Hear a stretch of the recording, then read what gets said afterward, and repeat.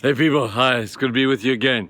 We are seeing Paul in the book of Colossians beginning to wind up his letter in chapter 4, and it's been a very instructive one so far. But he's now beginning to kind of summarize some of the key points that we have picked up over the course of not just this writing, but much of Paul's writings. Let me read to you from verse 2 of chapter 4, and we'll be finished this section of Colossians by the end of the week. This is what it says. He says, devote yourselves to prayer. Now, everybody is devoted to something. Some people are hopelessly devoted to something that is of no worth at all. And sadly, they'll only find that out at the end of the day. But Paul is saying that there are some things that are truly worth being devoted to. One of those things is to be devoted to prayer. Now, devotion requires some kind of action. It requires some kind of understanding. It requires some kind of knowledge. And he goes on to tell you what that looks like. He says, devote yourselves to prayer, being watchful and thankful. Watchful and thankful. You can measure your devotedness by the degree of watchfulness that you have, and of course the degree of gratitude that you have for God and all that He has done for you. We've spoken much on the issue of gratitude, have we not? He's mentioned that a number of times. But it's this watchfulness thing that intrigues me for today. You know, Satan is an enemy, and he's quite subtle, but he's very predictable. He has only a few ways of approaching you and tempting you, and they all have an interesting thing that we need to be watchful for. Some of the things that Satan will tempt us with are much more obvious than others. For instance, we read that Satan is like a roaring lion, wandering around seeking whom he may devour. And sadly, some Christians are like, we're just bait for Satan, and we're just going to wait for him to come, and he's going to eat us, and he's going to take us to pieces. And they don't get the fact that Satan in this form is very obvious. Some of the temptations that come to you are so obvious that they're like a roaring lion. And if a roaring lion came into your midst, you would know what to do exactly. You would turn tail and you would run. So when Satan comes to you like this, do exactly that. Run. Then in another passage, he talks about Satan coming as a wolf in sheep's clothing.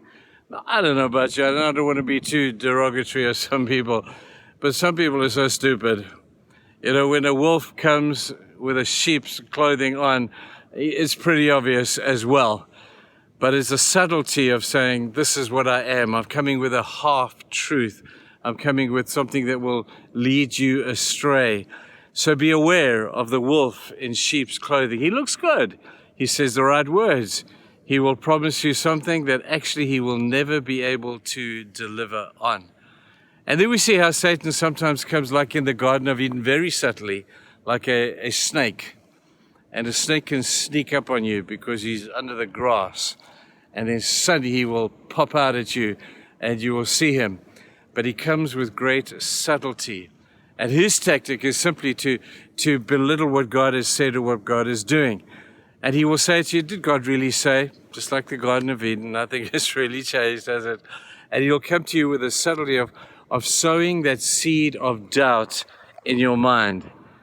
And I'm going to tell you, people, we need to wake up, smell the coffee here, because Satan would love to sow just that seed, just a seed. That's all it is.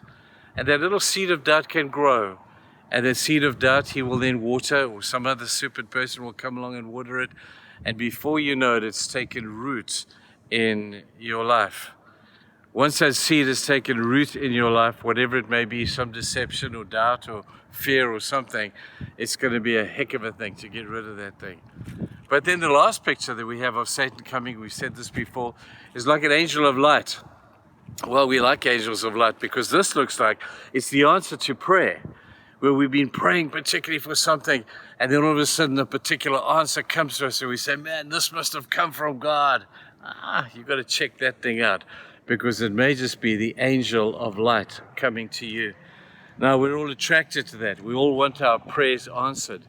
But sometimes Satan can answer your prayer to your own detriment. So whenever prayer is answered, ask yourself, is this the angel of light? Is this the angel of light that would deceive me in the worst possible format by looking so beautiful, by looking so wonderful, by looking like something really significant. People, do not be deceived. The passage says, be thankful for all things, but be very, very aware of what Satan is trying to do. So today, in fact, in the future, as you live your life, check everything, measure everything that comes into your life according to this, because you do know you have an enemy. He's out to get you. He's very predictable, and you can deal with him if you will just open your eyes to see. Have a good day, people. See you soon. Bye.